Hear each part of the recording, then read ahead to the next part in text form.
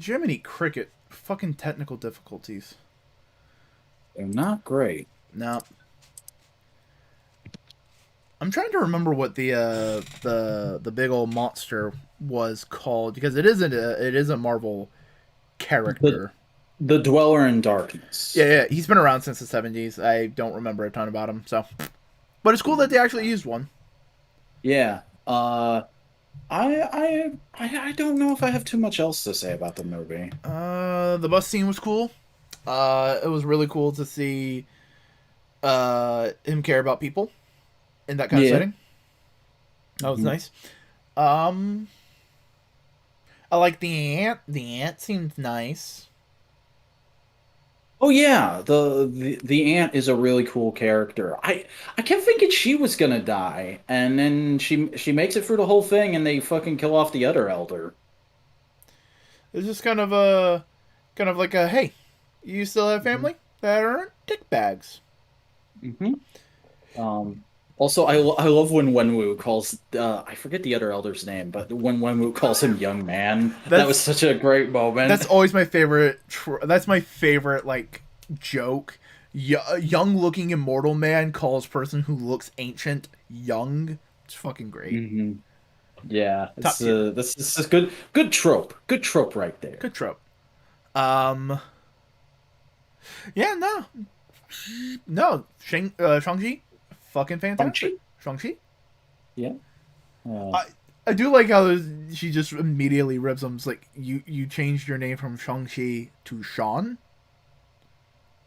and you're surprised your dad found you? And then later on in the movie, he's like, "No, I left you alone. I figured you needed time to breathe after you did the job. It's okay. Now let's go kill the people who are holding your mom captive." I don't think they're holding our mom captive. Shut up, she's talking to me. And that's not a warning sign. No, no, it's cool. Your mom learned telepathy. They got a lot of magic powers over there. We'll deal with it. No, like, Shang-Chi's mom is the first mutant stealth. oh man, nah. Nah. Uh, that's partially why I kind of was like going, oh, are they gonna talk about other shit in this little pocket dimension, like fucking Kunlun? Kunlun and the Citadel, which is where Saturnine, uh, formerly Merlin, holds a court of the Yeah. Captain Britons. Be That would neat. be that would make me happy. But yeah, no, Shang-Chi. Shang-Chi's great. Like, I understand why some people wouldn't vibe with it, but like, I vibed. Yeah. Quick off-topic question, since we're pretty much done talking about the movie. Do you think the MCU is going to do Brian Braddock Captain Britain, or will they just skip straight to Betsy? Betsy's story is only as impactful because Brian was Captain Britain first. Hmm. So maybe like do one of those stealth make sure this character can be a thing castings where like the actress for Betsy is way younger and has a way longer contract. You can't do that, they're twins. Oh, poop.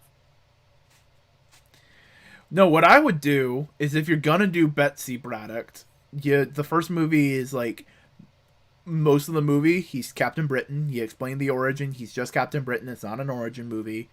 And then midway through, you do the thing from Excalibur, which, oh no, I've been corrupted. Betsy, you must be Captain Britain, and she's Captain Britain for the final scene, final Hmm.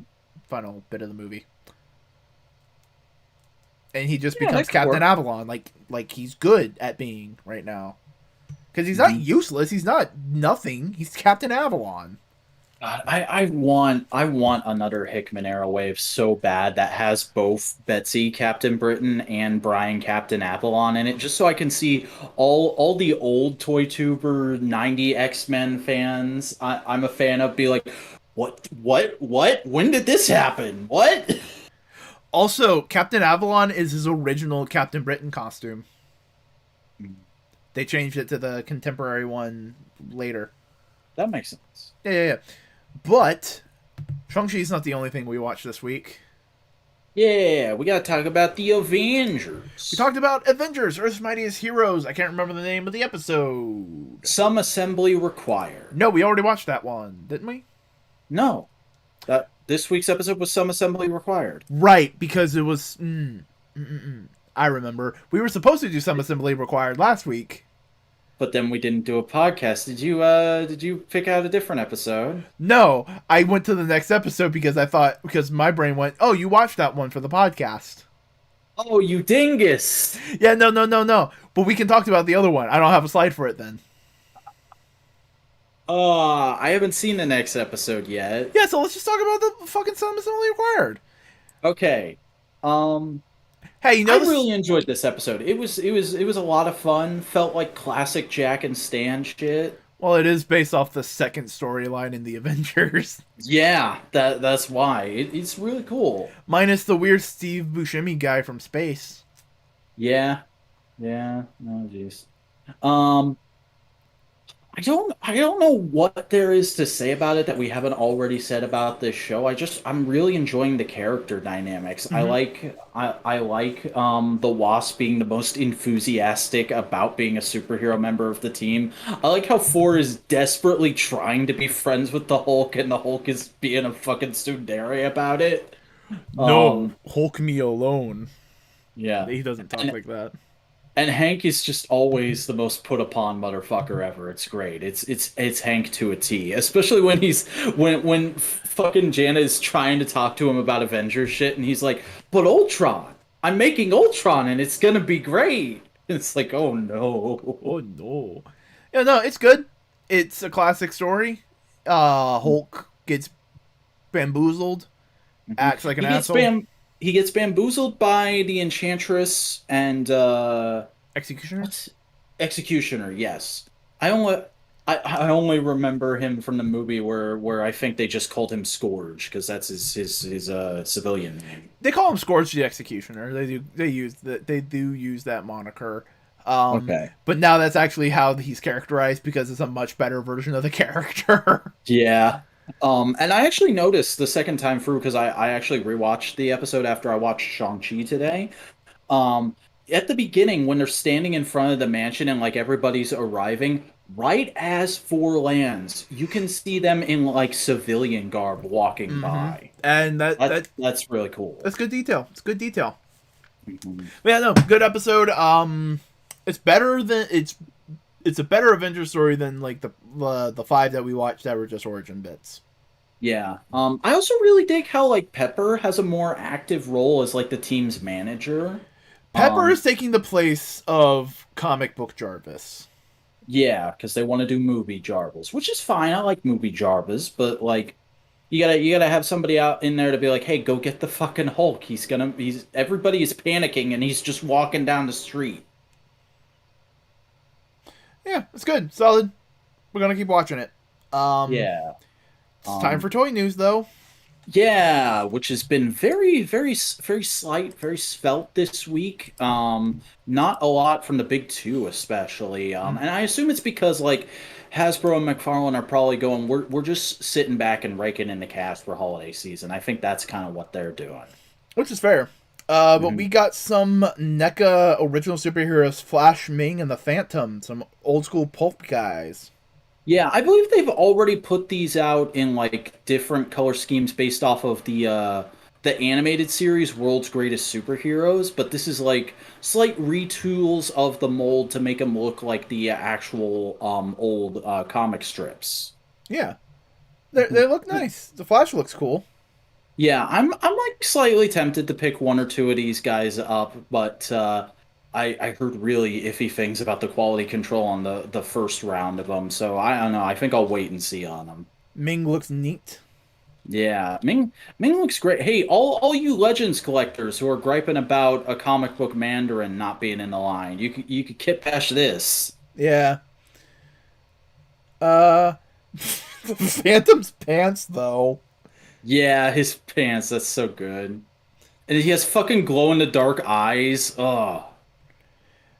I fucking love Rey Mysterio. Yeah, let's go. Booyaka, booyaka. Remember, he dressed up as a Phantom for a Halloween Havoc. I know. We watched that Halloween Havoc for Analytical Fanboys. Oh yeah, but yeah, no, they look cool. I dig them. I vibe. Hmm. Where's John Carter though? Give me John Carter. Oh, that would be a great addition to the line. They should totally do that. We then got some more Undercover Raph Super 7 figure photos. Yeah, the Super 7 TMNT line is something we haven't talked about a whole bunch because it's primarily based on the original toys and the animated series. It's like a hybrid of those two styles. But this one I thought was neat because it looks pretty comic book-esque. It looks like an evergreen sort of Raph figure, aside from the fact that I don't think the hat is removable. But I really dig it, and it's neat that they're doing it as a big bad toy store instead of a regular wave thing because they've been doing like they did their first few waves which had just regular versions of all of the turtles and then like a side character. Like the first four waves was a turtle and then a bunch of other characters. And now they're coming back around in the newer waves and doing like specific gimmick figures from the old Playmates line. And they're doing, I think it's Undercover Donatello in a regular wave. And all these guys got undercover versions in the old line. So this is a nice way of getting another one of those out there, getting some more use out of that cloth trench coat that you know a lot of people are going to want for other figures potentially.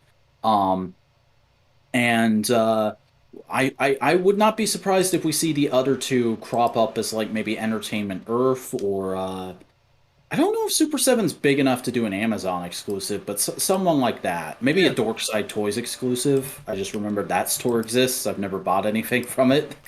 yeah, no, it looks good. I dig it. I Yeah, vibe it. it is a really cool toy. It's like if the hat was removable, this would be like the line of Ninja Turtles I would get to be my evergreen shelf Ninja Turtles because I've never seen a set of Ninja Turtles that feel to me like I can get that and just have that be my one set of turtles and be done. There's too many like there's a lot of turtles going on from a lot of different companies right now, but they're all very specific and it's like I just want I want an evergreen set. I want a ton in one.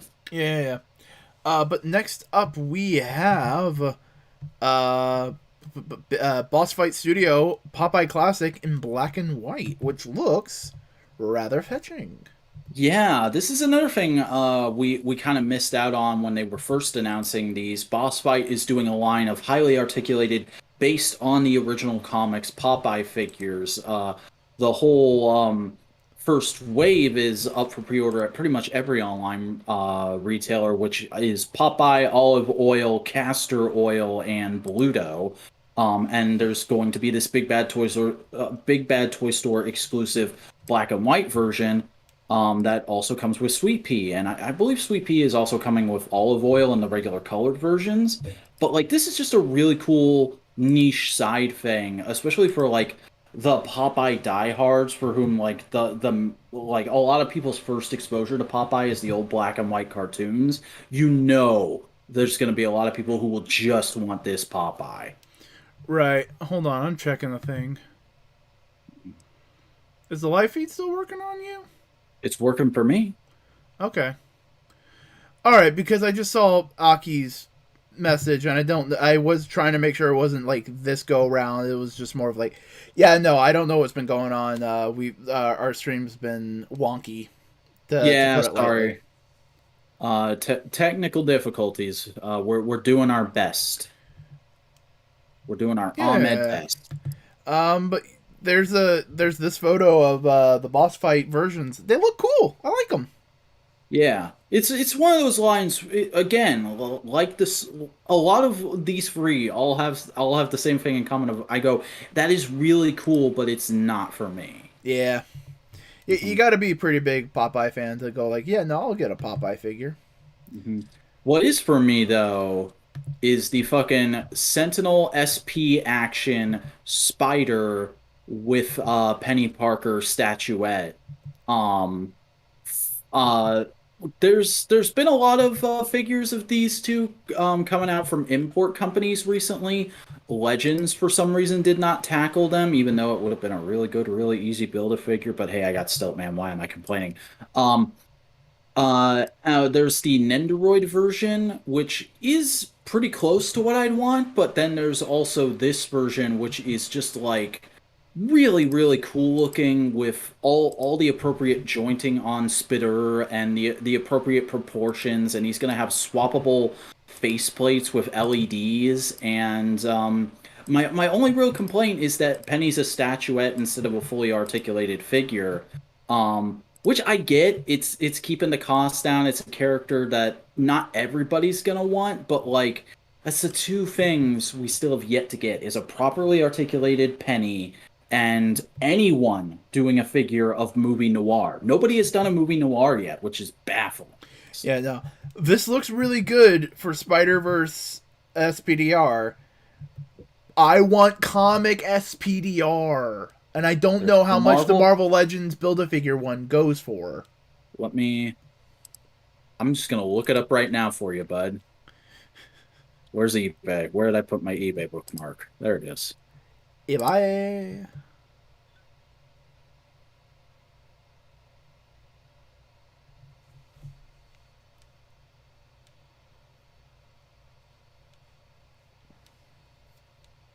All right, Marvel Legends Spitter Bath complete. Let's look at lowest price. Why are so many people just posting individual figures from the wave? All right, starting bid on the cheapest one, $55. Buy it now of 85. Yep. Fucking pricey for an SPDR figure. Yeah. But no, this one's the one that everybody loves. It's not like fucking Gerard Way wrote the fucking comic or anything. Hey, I read the comic. I liked it. I It's just I know like the movie more. I like the movie more. it's it's I really enjoy SPDR version because it takes influence from a lot of interesting shows, and that's Mhm. part of the characterization of Penny in that story. Yeah. And it's just like, no, lol, robot with a meme face. I mean, that's the Hollywood interpretation of Japan sometimes, man. You gotta roll with it and enjoy it. I'm I fine did. with it existing. I just want SPDR. I want the Gerard Way one. I want them both. Then I'll find a way to get to Kevin Feige and do sexual favors for him so you can do the Disney Plus series. Get fuck off. Because that's the only way that's happening. You know, if there's a Disney Plus series for Penny, which it is not, it would be like an hour long special, if anything. Um, But it's just like there's a thing in my gut that goes like, yo, if you're ever gonna get any more SPDR, it's gonna be that version. You're not gonna see the Gerard Way version anymore. And yeah, it's just like, I mean, there's a part of me that's like surprised we didn't get a new like Penny mini series after the success of Into the Spider-Verse that like maybe transitioned her to like a halfway point to that Penny. I don't know. But no, that's all the toy news we have. Yeah, very very light week. Like We're not gonna talk really about much of the footage that they showed off for Disney Plus Day just because it's so small and insignificant in a lot of ways. She Hulk looked cool, Moon Knight looked cool, Miss Marvel yeah, looked cool. it looks like some stuff. Yeah, like Also, there's I had to ask Boingo who the fuck Echo is. fucking Echo. Fucking Echo. She's Phoenix right now. Oh wow, good for her. Yeah. So hey, Vac, you want to tell me about Superman 78? I would love to tell you about Superman 78 number 3 because it was a really really cool issue. Honestly, like the opening bit where Superman like has to talk down the townspeople who are full on doing a Sam Raimi Spider-Man. You mess with one of us, you mess with all of us. Don't take Superman, Brainiac. He's like, no, no, I'm doing this to protect all of you.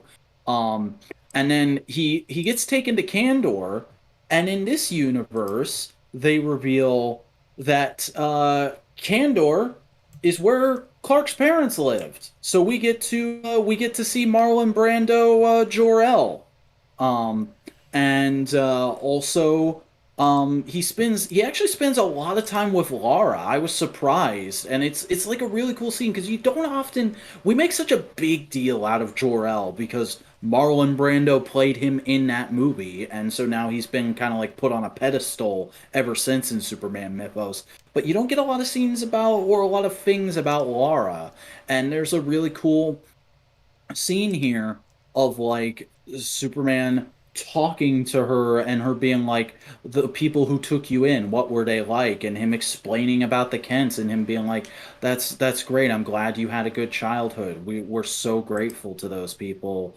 And you know, we only sent you away because we loved you and we knew you could do it. And he's like, yeah, I know, and I appreciate it, and I'm really happy I actually get to meet you guys, but this is weird. We got to do something about it. And then Jor-El shows up and he's like, "Yes, I've been trying to figure out a way out of here for quite a bit, and I think now that you're here, I might finally have a plan that works." And also, there's just a great bit where fucking Lex trying to be a good guy. Right when Superman's being put into the ship, he shows up and is like, Brainiac, I, Lex Luthor, the greatest criminal mind of Earth, would like to congratulate you on your victory. So long, Superman, and he slaps a tracker on his back. So there's a great end stinger of him kidnapping Lois from the planet and her being like, "What the hell? I'm gonna kick your ass." And he's like, "No, look, it's great. I found Superman. We're gonna save him." That's fucking. I love. I am a criminal for justice. Yeah, I love that kind of bullshit. it's so perfect. Superman 78 has been an unexpected banger, but I'm really into it. That's good. That's nice. Anything else you need to say about it? Nope, I'm good. Darkhawk issue 3. Me and you both read this. Yeah, this was real good. Honestly, fucking Kyle Higgins, man, the guy is just on like a consistent home run streak with everything he's doing. Um, just the moment when he finds out about the death and the way it's played is so beautiful. It is great. And like Mm. so many little things of like, oh yeah, by the way, you doing all that stuff might be affecting your brain. Mm. That's a I good. feel like that's gonna be an ongoing thing. Oh yeah, no, it definitely is. Part of me also goes like, that's not how that's not how Darkhawk works. What's going on with his brain then? Because Mm. that's not his body. But then he goes to the warehouse and the fucking gang boss is like, "Oh, I was waiting for you." And Darkhawk being the cocky teenager is like, "Oh, you should have brought more guys." And he gets his ass handed to him He still. he handled himself well enough. He did okay. He did Yeah. okay, but he still got dumped in the fucking ocean and Oh, Miles had to save. I love him trying to go like, all right, what can I do, and just going back and seeing panels of the original Darkhawk. Hmm. That was cool. I dug that. Yeah. And then he got his hand cut off. Yeah, that's really interesting, especially because it seems like that doesn't actually affect his physical body. Like his physical body is being stored somewhere else. Do you want me? Okay, the original Darkhawk. That's exactly what happened when he activated the amulet. His body changed places with a So cybernetic body. it's like a NECA band thing. Yes. Okay. So he's not in. That's not a suit. That's like a robot body he's controlling, and he's somewhere else. Okay, that explains the scene at the start in the fucking when he takes off the helmet in the mirror and it's just like energy. Mm-hmm. That was really cool. And why, when his hand cuts off, it's just energy coming out, and why there's that one brief panel where he opens his eyes and he's basically in the Matrix tank. Mm-hmm. That's what's happening. Yeah. Um, they also kind of hint at it with like, why am I shorter in the suit? Yeah. I also just love. Apparently, Miles is gonna be like his on again, off again mentor. Like that's really cool. Miles Morales has been around long enough to be somebody's mentor. Or just a really cool superhero friend, because I think Darkhawk in the '90s was pals with Spider-Man. Ah, makes sense. Um, If Darkhawk is so great, why isn't there a Light Eagle? I don't know, Aki. We gotta get the Marvel Sentai team going though. That would be great. I guarantee you, there's a Sun Vulcan.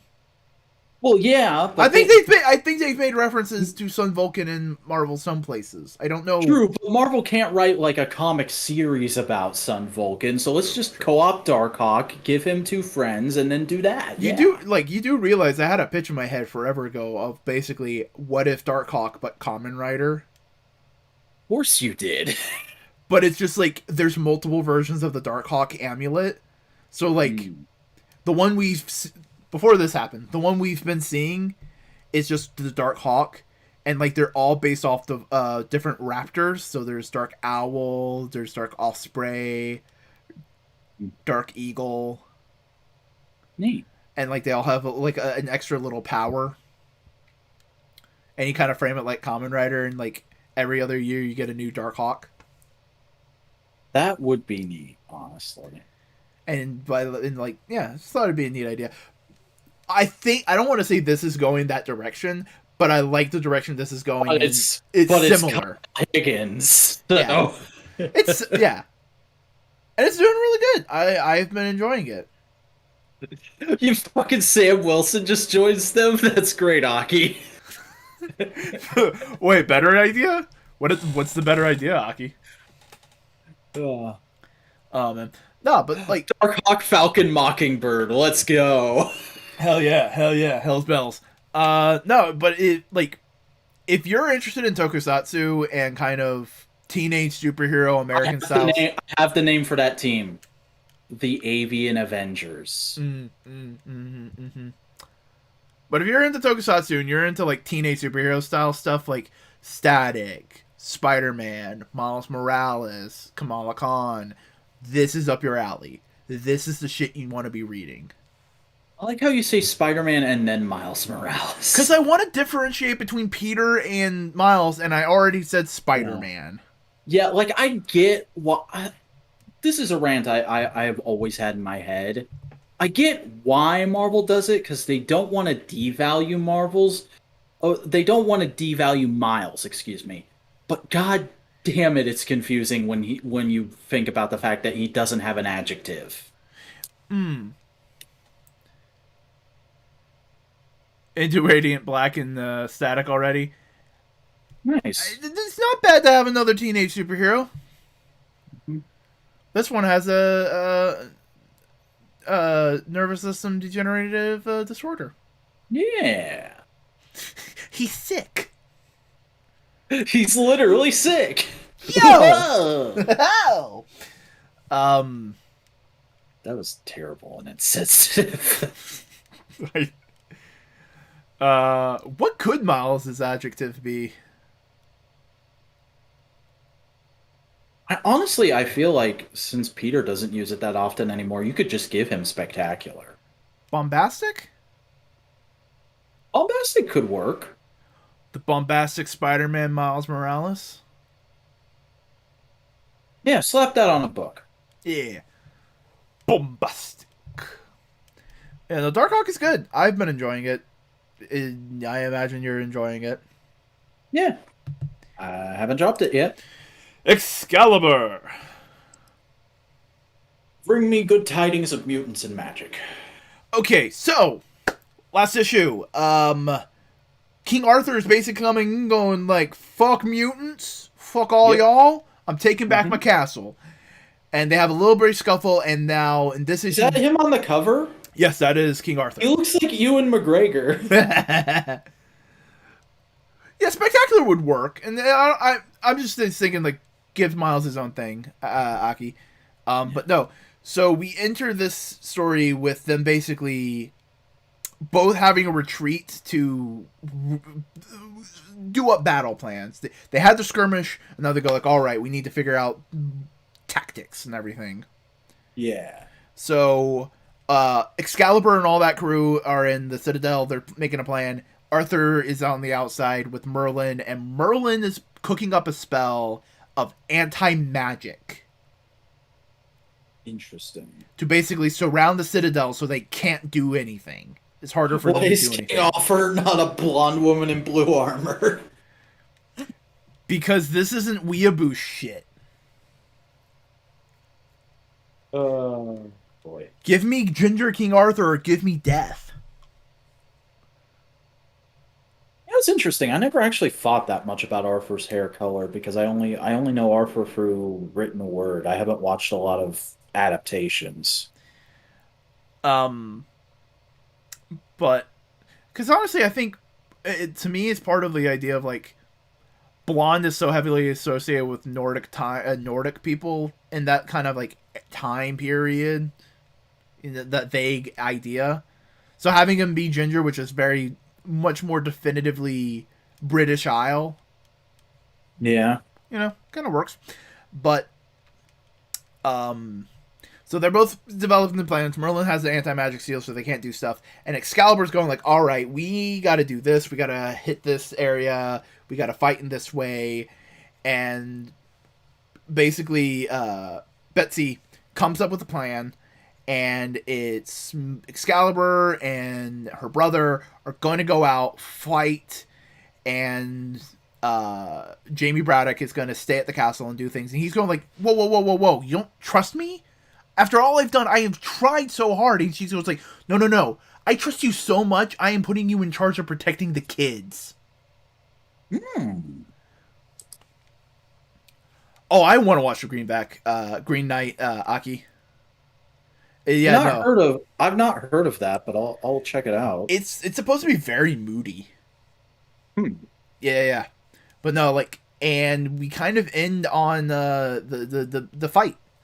So it's gonna continue. They're gonna do more. No, it ends on them retreating because Merlin gets the magic field up, and they retreat farther into the castle. And Shogo the dragon makes a reality trench, and Jamie Braddock controls it and fixes it. So now they're waiting the game. They're setting up battle plans.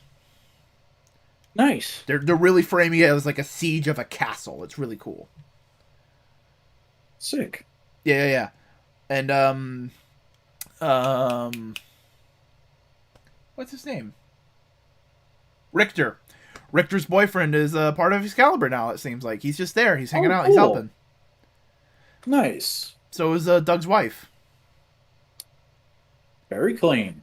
Yeah, it's a fun team. It's just like this is cool. It's all swords and sorcery. It's nice. Then I also read Hellions. Okay.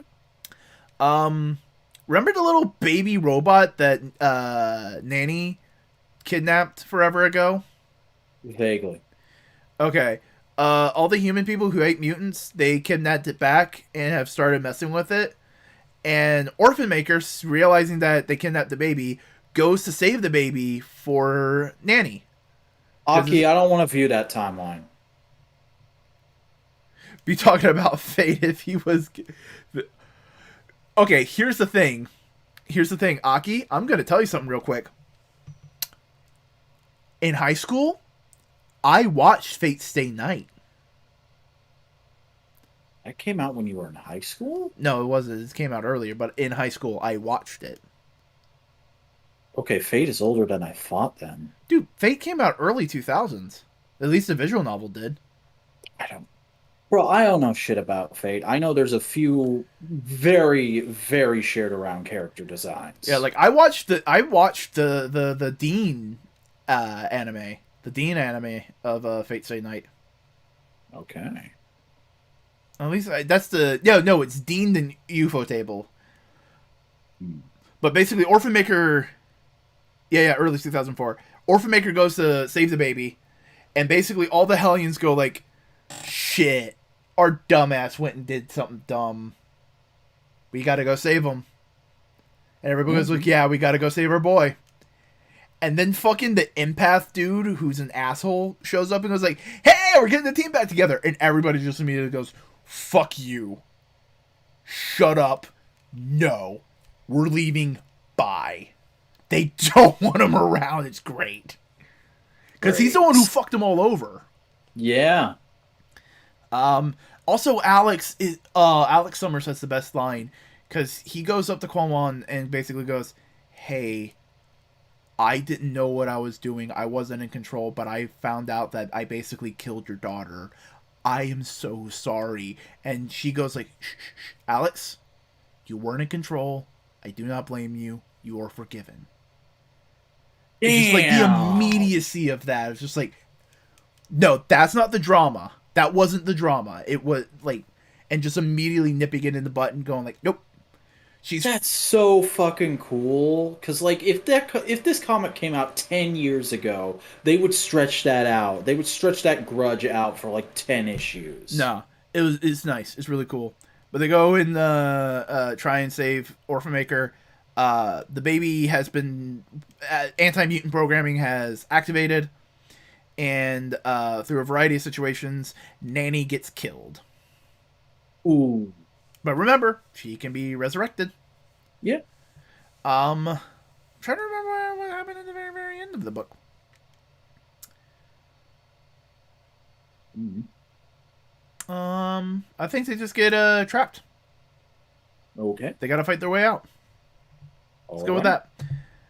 Hey, tell me about the latest issue of Last Flight Out. Last Flight Out has been getting well, it's just been obscenely good. Oh God, Are you okay over there? I'm good. I'm good. Blah. I'm good. Uh, but no, this issue is really great because it's delving into the reason because of the last issue we found out that the daughter is actually not in any danger. She's happy and she wants to stay on Earth because she's part of a group that's trying to save Earth. And we find out that the um leader of that group that is doing the Save Earth operation is the main character's old protege, who is now also dating the daughter. And like he had originally come to the main character with like his concept for saving the Earth, and the guy like again this main character is so interesting because he's just like he's like dickish Reed Richards taken to its logical extent. If Sue died, and he's just like, oh, it's not gonna work, and he's like, what? But and he's like, I ran all the tests. I thought about this myself. It's not gonna work. You're being stupid. But I will hire you to work on my thing. And he's like, okay, I guess so. And then it flashes forward, and he's like, hey, you're kind of an asshole. You don't pay attention to your daughter or anything, and I'm kind of in love with her, and I don't like that you're so focused on this. And also, I just got a grant to do my thing, so I'm gonna go give it a shot. And he's like, you're being an idiot. And he's like, I don't care. At least I'm a human being. And then it flashes forward to the current, and the daughter is like, yeah, some of the Marauders kidnapped him. So if you and your military friends could help me get him back, that'd be great. But I'm not fucking going with you. And the general is just like, can we talk in private? And he fucking punches him in the face because he's like, you misled us. You let good men die because you were trying to kidnap your daughter, who is perfectly fine and happy. What the fuck? And like, there's a great moment when they're having an argument, and he starts listing off the people who have died on the mission so far, and he mentions the mercy killing the general did, and he's like, you can't put that one on me. That was all you. And he's like, I hate that you're right. Fuck you. So they go and try and get the old protege back, um it's really interesting, and it's probably leading into some other kind of big reveal because there's a moment where they split off into two teams, and they're searching around because the Marauders have like control of, I forget what stadium it is, but it's Wrigley Field. They basically, Wrigley Field is the Marauders' base.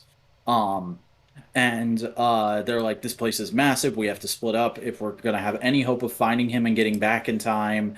And there's a big moment when they go to round a corner, and that's the end issue stinger. We don't know what they see. Mm, Um, so yeah, really, really good, really solid issue. Again, this is one of those indie books that's like very clearly go wanting to become a movie or a streaming show, but it's actually a really interesting plot, so I don't mind. I'm enjoying it as a comic. fair enough. Seems good. Alrighty, next book. We both read Amazing Spider-Man. We sure did, and it was okay. Yeah, no, it's honestly the best way you can put it is it's the ongoing story of Spider-Man. Yeah. It's not great. It's not amazing, but it's not amazing, Jesus Christ. But it is pretty good, and there's some interesting stuff, especially with the clever way Ben deals with Morbius. Yeah. Also enjoyed seeing Morbius. Morbius is always cool. hmm And I like the moment when we realize that, like, yeah, Beyond is probably fucking evil, because they're like, what if we just let the vampirism run its course, see if it makes his powers any better? And they're like, that would be high. And the doctor's like, that would be highly unethical. And she's like, yeah, all right. Yeah. Um, I also really love the scene where we cut over to Peter's hospital room and Black Cat comes to pay him a visit, and Oh. MJ's like, no, you can stay. It's the first time he's moved in days. No, the specific way she said it was that's the first time she moves in days. Maybe we should get more of his love interest in here. Yeah, Betty Brant's gonna show up next issue. Uh, no, it's good, solid stuff. Also, freaking revealing that all the Netflix ladies and the Disney Plus lady are sleeper agents. Mm-hmm. That's gonna be an interesting plot line. I do wonder what the heck they're gonna be doing with Craven. Um, because that seems like it's a hard dovetail into something else. Well, remember also that Craven's not Craven. That's the son Mm-hmm. of Craven, also named Craven. Yep. They're just gonna treat him like Craven. Thank you, Nick. Question mark? Yeah, I'm fine with it. I actually enjoyed that story arc when he was writing it. Yeah. Um, but flibbity floobity. No, I'm gonna be. I'm excited to see what they do with Craven. It's gonna be interesting. It's a good book. Yeah. Solid issue. This should be the baseline of Spider-Man. Yeah, it's like a 6 or a 7. Yeah, It's not impressive, but it's average. It's the average you want. yeah, and not like weird and bogged down and dumb bullshit. hmm So, it's like, oh shit, Morbius shows up. What the fuck? We got to deal with that. Yeah, the Craven the Hunter thing is probably the best thing that Spencer's run did Yeah. because it returned Craven, Craven's. the Craven thing and the Jonah thing. Yeah, those two things. And you know what? I don't mind Twitch streamer Spider-Man. I don't mind that one. It was a neat story arc. It gave him another costume that they can use for toys. Hooray. Next book. Hey, tell me about Dark Knight Steel. Dark Knights of Steel is really interesting because it's the latest passion project from Tom Taylor, alternate universe reinterpretation of the DC mythos type thing. Um, and it's very, very interesting because it's a lot of like hard rights into just a weird concept you've never seen before, but kind of works given the circumstances. Like right away, you see the destruction of Krypton, and Jor-El's like, it's happening, and Lara's like, it can't be. It is. I'm so sorry. This is our son's only chance now. And the rocket blasts off, and it lands on Earth. And Jor-El and Lara are in it, and Lara is giving birth the second they land. Huh. Yeah. So these fucking knights roll up on horseback, being like, "Hey, what are you doing? You fucking fell from the sky. You're weird, dude." Well, Laura is giving birth, and Jorah's like, "Get away!" And he laser visions them all to death. By accident or on purpose? Doesn't make it clear because we immediately cut to the future where Laura and Jor-El are now king and queen of that same area, the Castle of El. Hey, we got a bunch of fucking power. Just make us rulers. Yeah. Also, neighboring kingdom, Kingdom of Storms, where Black Lightning is monarch.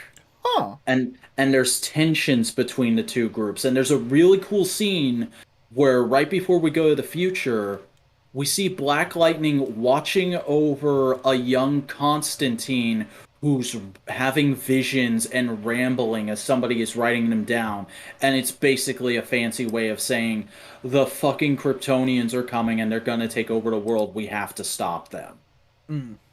So that's why there's tensions between the two kingdoms. But we cut to the future and we see um not not like baby, but young-ish Bruce and Clark, and Clark is like, I want to go with you. I want to. Well, Cal. He's not called Clark at all in this. He's just straight up Kal-El. But he's like, hey, Bruce, I hear you going on a mission. I want to go with you. Please let me go. And he's like, no, it's not safe. I'm doing this to protect you and your family. You can't come with us, and it's like, nah, begrudging. But then Bruce goes to a nearby village with Alfred, who I like how they kind of incorporate the CIA agents, or not CIA, what is it, MI6, Yeah. how Alfred's passed up an MI6, where it's just like Alfred is an older knight that probably trained Bruce is how they play it. It's uh, neat that Bruce is the knight for the family. mhm. Like he's uh, Cal's bodyguard. Kinda, yeah. Well, there's a little more to it, but I'll get to that when I get to that. But they roll up and the Robins are there, and the Robins are Dick, Jason, Stephanie, and Duke. Ooh. And So they're slightly accented to look like they're not wearing Robin armor. They're wearing armor that is kind of generic but slightly accented to look like their individual superhero identities. so Nightwing, Red Hood, Spoiler, and Signal. Yes. Okay. But the Batman basically is just like, so what's the scoop? What's going on with this person we've come to track down to protect the royal family? And they're like, she's inside in the inn sleeping. If you hurry, you can take her out quickly without a fight. And he's like, okay. And he goes up to the inn. It's fucking Black Canary. Mm. And he's like, do you have any last words? What does he call her? Harlot. Oh, I thought he called her something like Witchbreed, but I'm not seeing it now. But he's basically like, are you an assassin sent by King Jefferson? And she says, I have no wish to harm the elves, no matter how much harm they wish upon me. My name is Dinah, as for coming quietly, and she screams at him and destroys the whole building. Nice. And he like barely survives, but Cal shows up and pacifies her real quick. And Bruce is like, "What the fuck? I told you to stay." And he's like, "You were about to die. I just saved your ass. You got to be okay with this." And he's like, "I am not okay with this because your parents are going to yell at me." Um, They have scary laser vision. Yeah, so they go back to the castle, and Harleen Quinzel is the court jester, and there's a cute little bit where she's teasing Bruce. Aw. Um, but they go inside, and the parent and Jor and Laura are obviously like, why the fuck did you take our son along when you were going to kill somebody that might have wanted to kill him? And he's like, I'm sorry, it was an error in judgment. And Cal is just like, yo, don't lie for me. I fucking came of my own volition. He didn't know I was coming. Punish me if you're gonna punish anyone. And Jor's like, nobody's being punished as long as you don't do it again. Um, and then Jor and Bruce go up to talk privately at like the castle wall, and um, we have a conversation where Bruce is talking about how his parents were the old rulers of this kingdom, and they were assassinated, and Jor feels really bad about stepping in it. He's like, Bruce, you should be sitting on that throne. You shouldn't be the knight. And he's like, I'm happy with where I'm at, and you're a much better ruler than I would ever be. And he's like, yeah, but you still have more of a right to it than anyone would, especially because you're my son. Jor-El fucked Martha Kent. What? Yeah. And that's how he was able to survive Black Canary destroying a building with her scream while he was standing right next to her. So Soups and Bats are half brothers? Yeah. And right after he tells him that, fucking Green Arrow and Green Lantern, actual assassins sent by Jefferson, shoot Jor-El in the eye with an arrow. And the last page is just Bruce cradling Jor-El's body with laser vision eyes. Oh, Jiminy Crickets. Yeah. It's one of those things where it's like, this is fucking insane fan fiction shit, and I'm here for it. This is officially sanctioned fan fiction. Yeah. Question: How it's is the this coolest Elseworld since Elseworlds ended. How is this Bruce to Tom Taylor's usual Bruce? Is he a different character, or is he writing his Batman? Hard to say, because he's barely written mainline continuity Batman. Like, there was that issue of Nightwing recently, but Tom Taylor's Oh, right. No, I only was thinking of fucking Tom King. Yes. Right. My brain Yeah. got wired. So Yeah, no, this is nothing like Tom King Batman. no. So hey, want to tell me about some soups in Action Comics?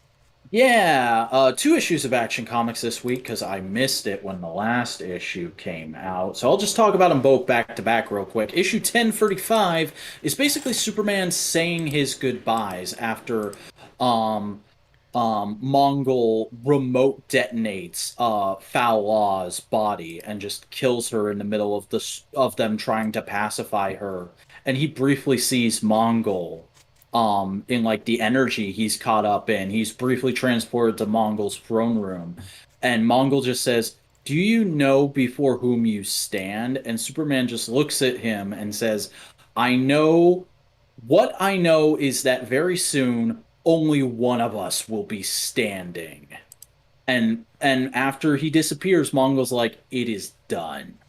I fucking got what I wanted."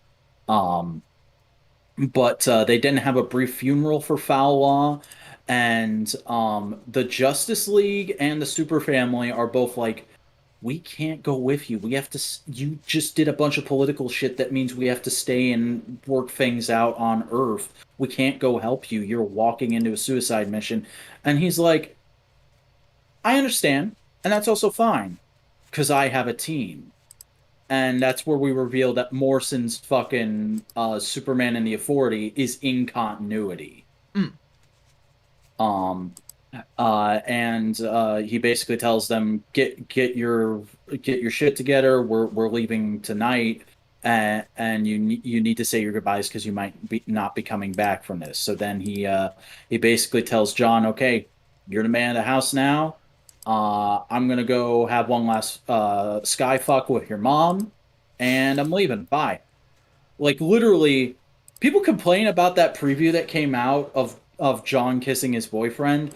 There's literally it's not, you don't see any reproductive organs, I'll put it that way. But they basically have, you don't see Clark's tentacle penis. no, but there's a full page splash of them kissing in front of the moon up in the clouds, and then a panel of them silhouetted and a panel of Lois dropping her jackets. And then the next page is Lois asleep, covered in a blanket, but nude on the bed, and him kissing her goodbye. Yeah. And then action 1046 picks up with them arriving on War World and building up a lot of lore of what War World actually is now, because we haven't done a whole lot with it since the last like free reboots. And it's really cool learning about it, especially with when they actually arrive on the planet, and there's a hologram waiting for them, and Superman's just like, I remember you from the throne room. Are you ready for us? Because I'm gonna kick some ass. And he's like, oh yeah, we made preparations for you. Look around. Here's a trail of crucified bodies leading to Mongol Citadel, Oof. all with Superman symbols carved into their chests. So basically, Superman's doing Planet Hulk. Mm-hmm. Um, so Superman decides to sidestep that, and they go and fuck up a couple Mongol statues, and then go to a big gladiatorial stadium, and he cuts a promo about like, hey, I'm here to save you. I know you're conditioned not to understand that, but please work with me here. And then one of Mongol's servants shows up from the throne room, who's basically like the Ebony Maw to his Thanos, and he just goes like, motherfucker, you have no idea what you're into. This isn't this isn't even the original Mongol. This guy's like the third or fifth Mongol. This is just our culture. And you can't stop this.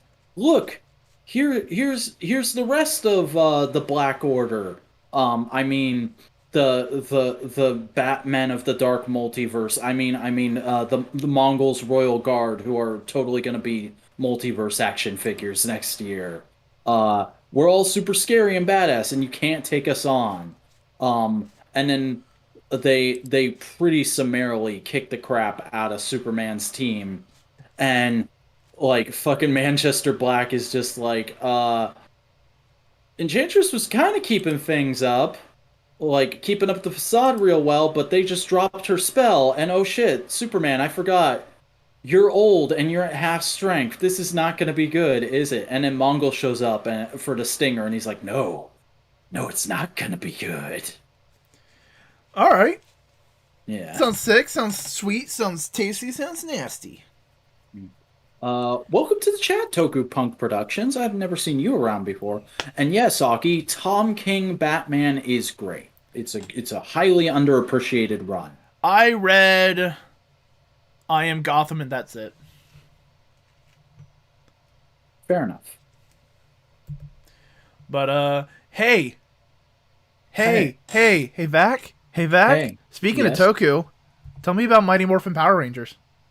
I will, cause I'm sure some people probably saw my tweet, but like, goddamn, this event is like, I don't want it to be good, but it is so good so far. Like, it's really try hard, not into the wider array of Toku fan idea, but like it's working.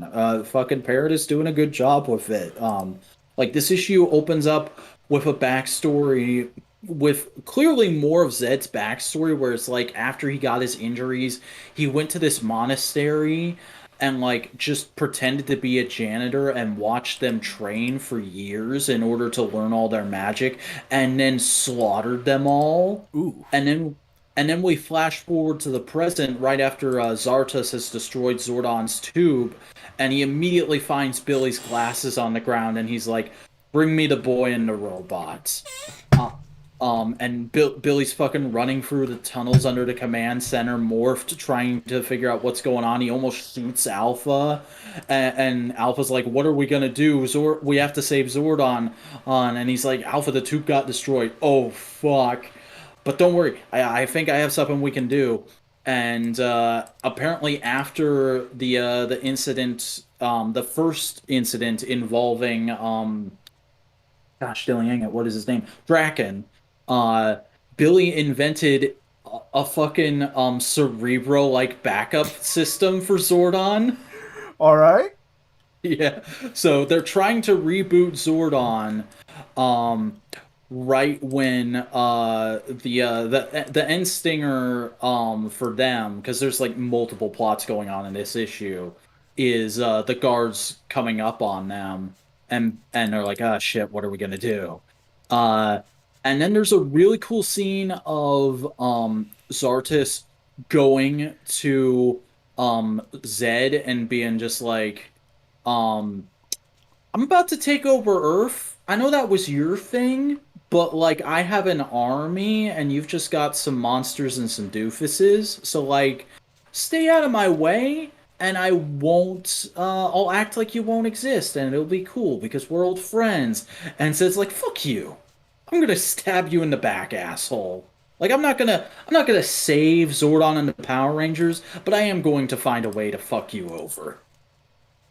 Um and the Rangers, everyone except for Billy ends up regrouping at Promethea, under Grace's command, and the end stinger is basically that there's going to be a big battle actually on Promethea between the Rangers and Zartus and his army, which is pretty exciting prospect, honestly. And I don't think I'd have said that a couple issues ago. So good Good job, Ryan Parrott, he said begrudgingly. Hey, maybe by the end of this, you'll fucking love it. And Buster will just be like, "Oh god damn it." No, I know exactly what he'll say if you love it. You're what's wrong with Power Rangers fans. That's the exact sentence Busto will say. Buster's just gonna be like, "You've become the very thing you swore to destroy." Speaking of things we swore to destroy, Thanos in the Eternals. Ooh. This is continuation of the Eternals book. It was supposed to be like a little mini continues. It's good. Buster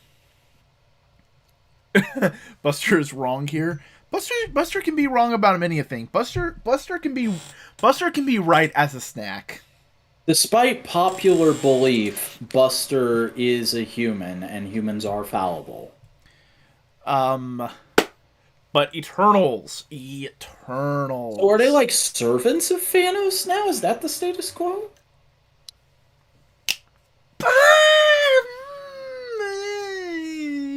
Let me explain. Okay. Okay, so last time we found out that the Eternals' continuous life is predicated on the sacrifice of humans. That whenever an Eternal dies and gets reborn, a human has to die in order for them to do so. Okay. And in order to change, they went to the Kingdom of the Deviants and basically said, hey, can we hang out for a bit? And basically the ruler of the Deviants, who used to date Fina, by the way, so it's a little awkward. What's that character's name? It's 3 letters. I can't remember it off the top of my head. Is it Crow? Yeah, I think so. Okay, because Crow's the main deviant baddie in the movie. Yeah, it's Crow. It's Crow. Okay. Basically, he comes in and goes like, hey, guys. Yeah, no, I'm totally down for you to change your ways. Because you know what? Me and Thena, we used to have a thing. It's a little awkward because your boyfriend's right there. But real quick, a lot of the deviants here are going to be very on edge. And he uses this metaphor specifically. It'd be like the mutants having to deal with the Sentinels setting up camp on their island. Oof. Like, that's the metaphor he goes with. And he basically goes like, I'm okay, but we're going to need to smooth this out politically. Y'all gonna need a bubble. Y'all are going to need to basically beg. You're basically going to have to show that you are fucking genuine in this, and you're going to have to show basically that you're willing to do this to me. And like, he's saying it not as like, yeah, fuck you. It's like, that's just what's gonna have to take for them to trust you. And Cersei goes like, yeah, no, we understand. Hopefully we learn the dirtiness of your politics just as much as just as much as our own dirty politics. Basically saying none of us are clean in how we deal with shit. We know we can play ball. And he's like, all right, cool, cool. Just try and keep a track of everybody here. Don't get out of line. We'll figure this out. You know, he's treating them like refugees, which is neat. Okay. We didn't get to see Athena's boyfriend because he is an artist. Do a piece that he's about to show in the next coming day, which is him and Athena in reaching out in a romantic embrace. And Athena is built out of out of a specific aluminum alloy, and he is built out of meat.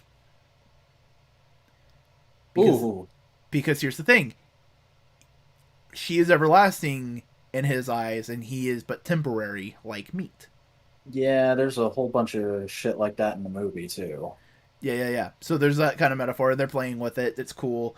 All the while, meanwhile, Thanos and Druig are scheming and planning and doing all that kind of stuff. And Druig basically goes like, all right, cool. Thanos, your body fucked.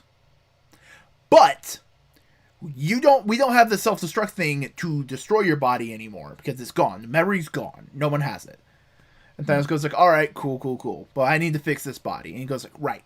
So what you're going to want to do is become the Prime Eternal and become King of the Eternals. And we're about to have a vote. And here's the thing. Everybody's pissed at the guy who's normally the Prime Eternal, so you can probably make a case for all the people who never fucking vote for who the Prime Eternal should be to vote for you. They're playing the Trump scheme. People who aren't involved in politics, vote for me and I'll change things. That's oof. So Such an appropriate but such a horrible metaphor. It works for Thanos. So Thanos goes like, all right, cool. Let's do it. It sounds like the plan. Sounds like a good plan. So Thanos goes to the thing where they're doing the mind meld for the vote, the Unimind. He fights Zara, the main Prime Eternal, the guy who starts with a Z. I can't remember his name. I don't think he's in the movie. If he is, I don't. He hasn't been in trailers. He fights him. He kills him, and then everybody goes like, yeah, fuck yeah, Thanos. And he goes like, all right, cool, I'm the Prime Eternal now. Hey, Druig, I'm not dumb. You know the self-destruct code. Kill. Oof. So technically the Eternals are subservient to Thanos because he's technically their king and can tell them what to do? It's not optimal. No, but it's really good Eternals work. I'm loving this Eternals book. Sick. It's been really good. Also, Icarus is being a sad boy because he had to come back to life and kill the kid he was trying to protect because the kid's life got sacrificed for his own. And he basically, without telling his mom that he's kind of the fault of it, he goes to the kid's mom and goes like, yeah, no, I let your kid die. I'm sorry. And she just starts laying into him. Like, fuck you, fuck all. And, like, the narration basically goes, she is letting out a bunch of anger. In a few hours after the anger subsides, she will look back on what she says and regret some of it. Icarus knew he should not be... Icarus was looking for forgiveness, but he knows he should not receive it. Because Tim is dead forever. So he should live with that shame forever. It's just like, ugh. Like, that sad boy Superman shit right there. Yeah. It's good. Yeah, no, Eternals is solid. It's rock. Like, if you like the Eternals movie, this isn't exactly like the movie. A lot of the characters are not movie accurate. They're comics. They're comic accurate. I mean, Sprite's a woman now, but they basically retcon that pretty much every Eternal is somewhat gender fluid. Yeah. It's weird though, because like there's shit I want to say that is like I don't know if it would be considered a spoiler or not. Well, in the comics right now, basically every Eternal is gender fluid under the idea of like, yeah, we live so long, we just get bored. We try Yeah, something else. and here's the thing, they don't fuck it. They don't rule it out. Like they never explicitly say that's not a thing, but they don't touch on that being a possibility in the movie. Like there is no come back to life shit. They just are ever living in the movie. Yeah, no. See, here's the thing. In the comics, there's a reoccurring thing with the Eternals, where every once in a while they just kill themselves in a mass suicide. Mm-hmm. I don't think that's gonna be in the movies. I mean, they kind of do a thing like that, but you wouldn't guess that that's what it's based on if you didn't know. Yeah, this is No. that kind of hullabaloo. Hey, Vac, you want to tell me about the Human Target, Book 1? I would love to tell you about the first issue of Tom King's The Human Target mini. Hey, here's the right Tom. I got the right Tom this time. It's the right Tom. Congratulations. Welcome to the new podcast. Is this the right Tom? Hey, Yeah. which Tom starting big? Are you done? I thought you were gonna continue the bit. Okay, go on. I didn't have anywhere to go with that. I couldn't think of anything. But like yeah, it's just a really it's very Tom King. Like it's super esoteric at moments and kind of hard to follow if you don't actually know the character, but it is trying to get you up to speed with the character. And while at the same time establishing its plot in that kind of weird, you don't quite understand what's going on until the repetition kicks in way that is just always there with Tom King. Especially because it opens a few days in the future and then we like quickly cut back to the beginning of the story. Let's go back. Let's go back. Let's go back. And the setup is basically that Human Target impersonated Lex Luthor because there was a rumor going around that somebody was going to try and kill him during a keynote speech. And it did happen, and a shooter got on the stage with a suicide bomb, and Human Target took out the shooter and was fine and had an amicable chat with Luthor afterwards, and then crashed his car and got checked out by Dr. Midnight, and Dr. Midnight is like, yeah, you weren't drunk, you were poisoned. And I was only able to remove enough of it that you're not going to die in the next 24 hours. You got 12 days. Sorry. And so he's like, you better start making your arrangements. And he's like, yeah, I don't need to do that. I'm the Human Target. I'm going to investigate my own death before it happens. And that's the plot of the book. Because he basically goes, all right, did Lex poison me? No, Lex did not poison me. When could I have gotten poison around that same day, though? Oh, I drank coffee from a stranger that morning. Who does this stranger have connections with? Oh, this guy was an intern for the Justice League International. So they're all the suspects. And the subsequent issues, I'm guessing, are going to be him investigating each one of them. This is not in continuity because it's Black Label, right? Yeah. At least I would guess so. Black Label is more often than not non-continuity. Aki, I have not read Eternals Max. Maybe you should. Come back with a book report. Come back with a book report for us. Fuck you, I never fucking wrote book reports in school. Fuck you. You think I could? Motherfucker. I'm not proud of this. But one time, when I was a kid, I had to write a book report on a book. Did you watch the movie? No. I read a quarter of the book and bullshitted it. That's actually better. I got a B. Very nice, very evil, sir. I'm fucking clever, mate. You know what's also clever, mate? What is? Land Sharks. Tell me about Jeff. I would love to tell you about Jeff. This was No, say it right. Jeff. His name Jeff. Jeff. But no, this was a really cute issue.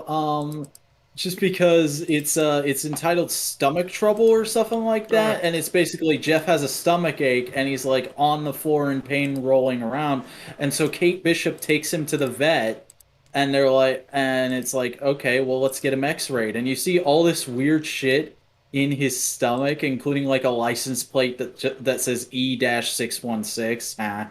Um, and right at the bottom of his stomach, Jeff ate the Infinity Gauntlet, and that's the big gag. Oh, cute. Damn, Yeah. Aki. Damn. That's fucking subterfuge. Writing a book report on a book you never read, read the summary, win it. Nice. That sounds like the plot of like an episode of a sitcom, honestly. It does. Are you sure you're not Even Stevens?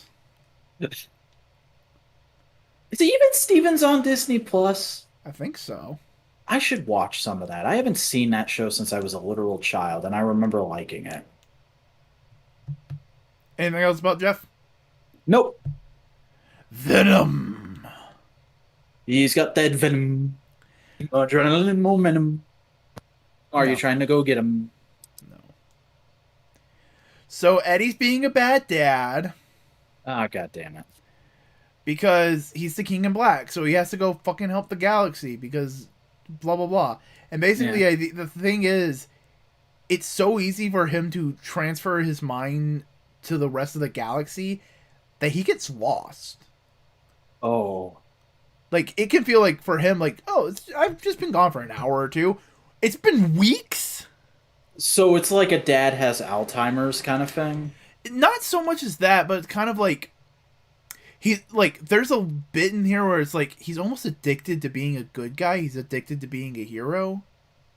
Wait, real quick, who is writing now? Because I forgot. Al Ewing. Oh, okay, okay, okay. Yeah. So Dylan is fucking being angsty. He's like, my fucking dad. Like, it was nice having my dad when he was around.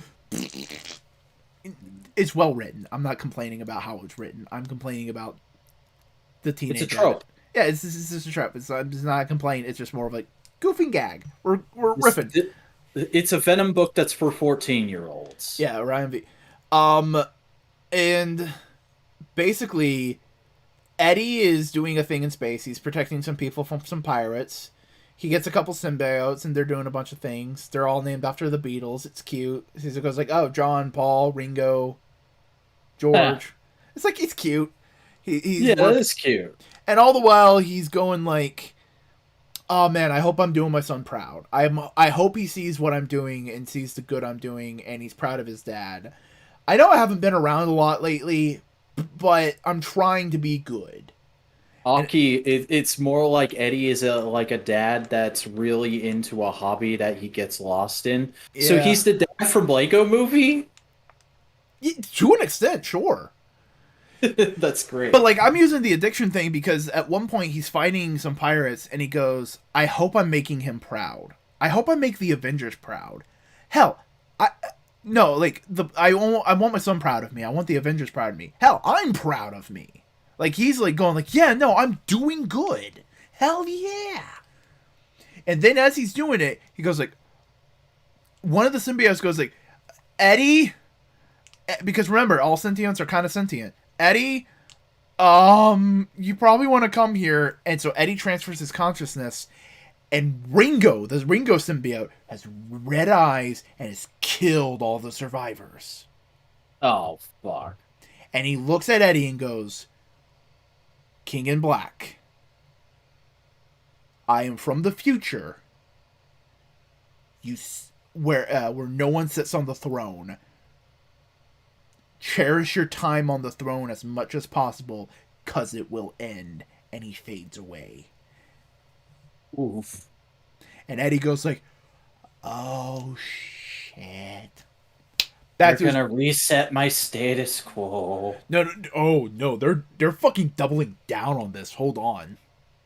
Okay. So Eddie comes back to his body and does all this kind of stuff, and then Dylan gets home, and Eddie's there, and he goes like, "Hey, Dylan, I need you to pack up things. We need to get out of here. And Dylan goes like, okay. Where the fuck have you been? All right. And he's in this room complaining like, fucking dad disappears for weeks and then shows up and says like, oh, you gotta pack, gotta fucking run away. His phone starts ringing and it's dad. And he goes like, what? He answers it and goes like, that's not Eddie. You need to do what I say and run. That's not me. Ooh. And so Dylan runs out. He goes out the window. Okay? Uh-huh. All the while, Eddie's at the hotel where he normally does his like whole Venomy thing. And he goes like, all right, if I can be in any symbiote in the galaxy, what's to stop me from being any symbiote in time? Oh. So he starts to time travel through the symbiotes. And he gets lost for a moment. He comes back and he goes like, God damn it, I can do that. It's night. And the phrase he goes is like, it's like slipping away. It's like thinking of an elephant. It's not something you do all the time, but when you do, you think of an elephant. Hmm. And Dylan's at the hotel now. And Eddie sees him and goes like, oh no, what is he doing here? Dylan, you gotta run. As an attack helicopter comes in and blows up Eddie. As Venom comes in, tackles Dylan, gets him to safety, and they fuse, become Venom, and start attacking the soldiers that just killed Eddie. All the while, we see a symbiote coming out of a pool, and this dude in black goes like, hey, Eddie, calm down. It's gonna take you a second. You just recombine your entire self. But we have all the time in the world.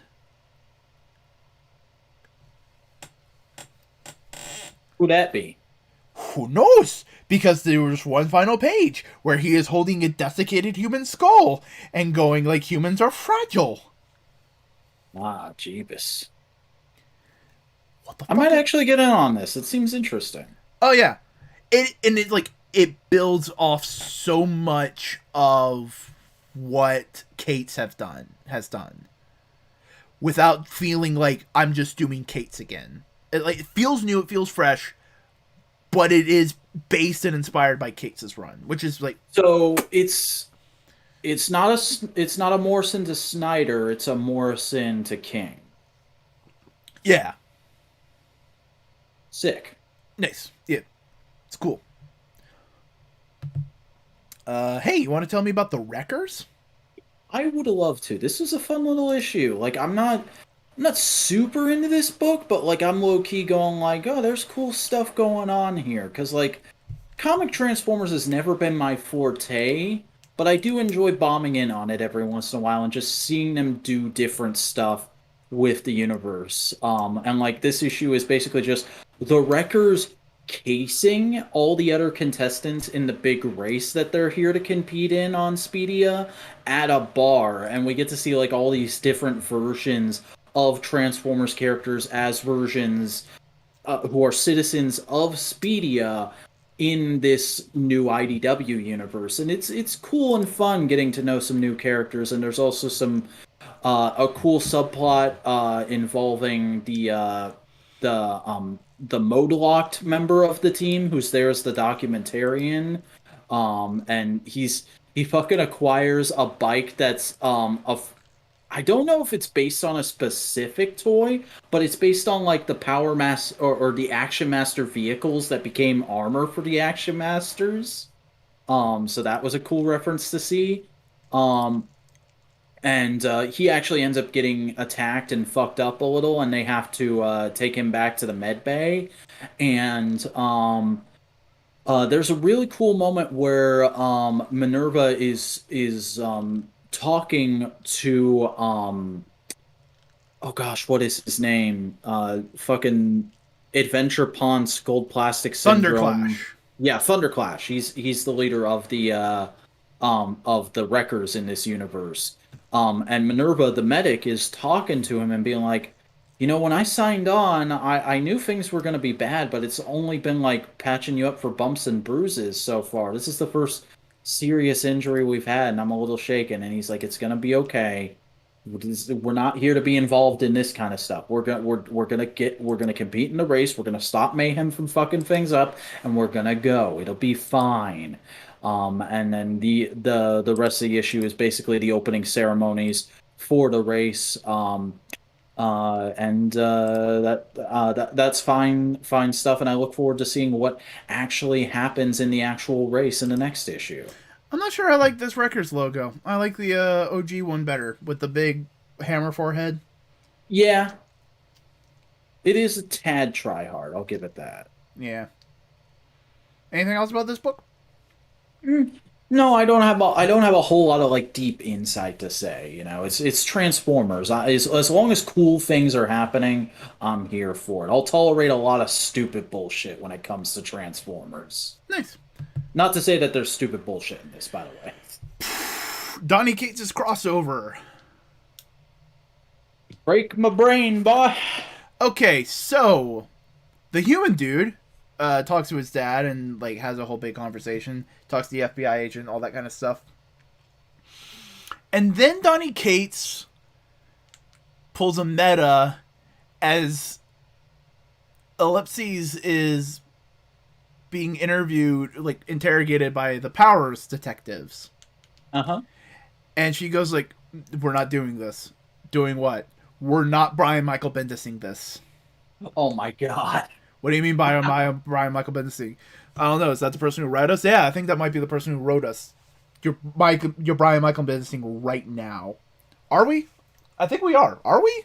And like full on just like mocking his writing style. God fucking damn it, dude. And then That it's is a wonderful. full splash page of just a dialogue scene going back and forth, figuring this whole thing out. And they're trying to figure out, okay, who's killing off writers? And is it the creations, all this kind of stuff, so on and so forth. And then pretty much, I'll just get to the part that I think you'll enjoy. The Powers detectives are called on to a newly murdered person. It's a murdered comic book creator. As they're getting into the scene, they're looking at the guy, and they call the FBI dude that they're working with. "Hey, boss, does the name Scott Snyder mean anything to you?" Oh fuck. "And hold on, I found this metal object and I don't recognize it. It's curved and black with a lot of points. Two very specific points going one way and a bunch of others going the other way. It's sharp and kind of like a boomerang, but not shaped like a boomerang. It's shaped like a mammal." Do you understand what I'm saying yet? Yes. It's just visually, it's a batarang. Which might be implying a version of Batman killed Scott Snyder. He didn't. It's Batman. He wouldn't do that. Yeah. But, like, what's the implication here? So it's like the button from Watchmen. It's just in Scott Snyder's personal collection. Alright, whatever. Yeah, no. Crossover's good. You gotta be willing to get into mind-bendy shit with it, though. Actually, that's the last book. That's the last book. We did it. We did it. We finished the podcast. Yeah. Back. Yes, sir. The curse is broken. We don't have to do this anymore. Till next week. Fantastico. Oh, fuck. Speaking of weeks, next week's, and so on and so forth, hey, tell the people where they can find your shit. Hey everybody, I'm the Vacuuminator, and I actually have a new video. Oh my god, it's been like 2 months. I know, life happens. Get over it. But No. new video dropping tomorrow night. Currently up early for patrons. So if you want to go toss me some coin, you can do that and watch it. But it's fine if you just want to wait and watch it. Toss a coin to your vacuum. Toss a coin to your vacuum. Aki, the DS Prize podcast is coming. That's the alternate universe where I get to talk about good DC movies that exist. Oh, so all three of Um, them. fuck off.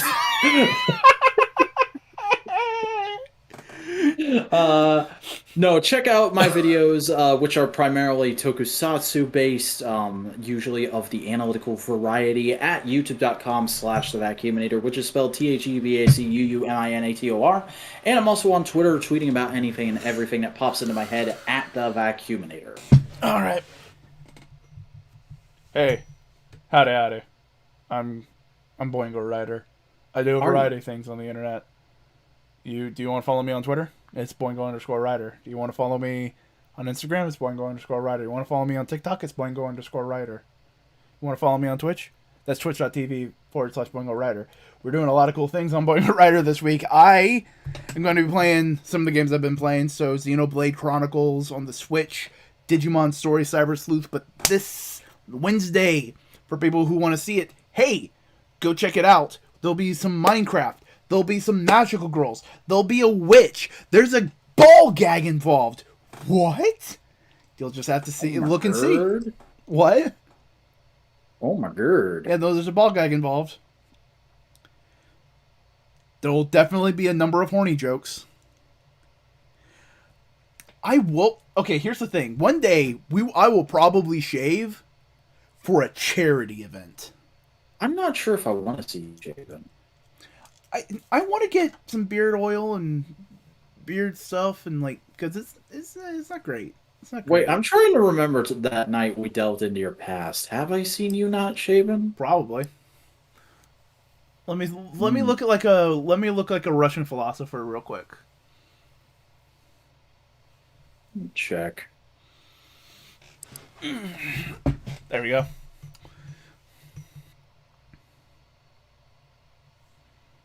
Oh yeah, there's beardless Christopher.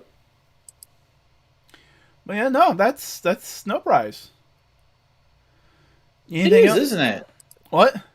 It is, isn't it? Yeah. Hey, did you like this podcast? You want more podcasts like this? Hey, fucking subscribe to this channel. You get this podcast where we talk about comic shit. I fucking sound drunk now. You get Modular Media Wrestling Podcast. I could.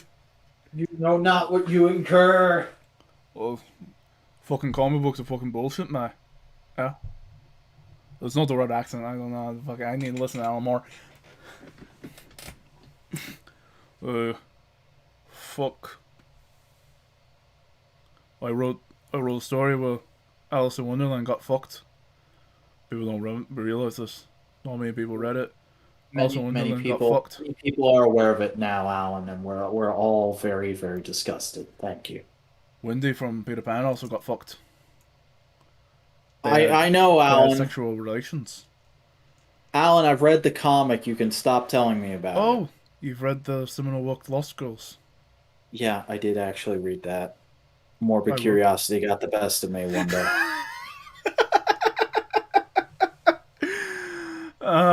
Don't read Lost Girls. It's not good. Don't read its sequel either. It's not even good porn. But if you like this podcast, there's also a wrestling podcast we do every Thursday called Modular Media Wrestling Podcast. This next one we're going to be talking about Full Gear. Full Gear. Full Gear. Don't say it like that. Nah, bro, I was still tired from last night until like 3 in the afternoon. Boof. There's also Twit. Hey, V-Dog, tell the people about Twit.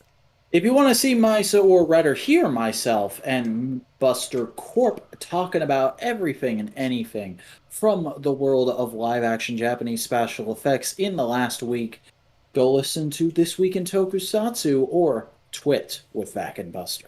And hey, every Friday you can listen to Components, where we talk about anything and everything. Whatever fights our flancy, whatever juices our jibs, whatever gets us. Yeah. What did we talk about last time? I don't remember. Buster's MCU fatigue. SMT. Was there any conversation that I enjoyed?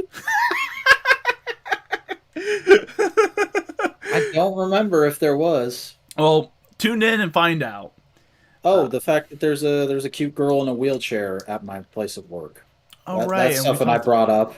we talked about And workplace we ethics. yeah, we had a very stern discussion about workplace ethics.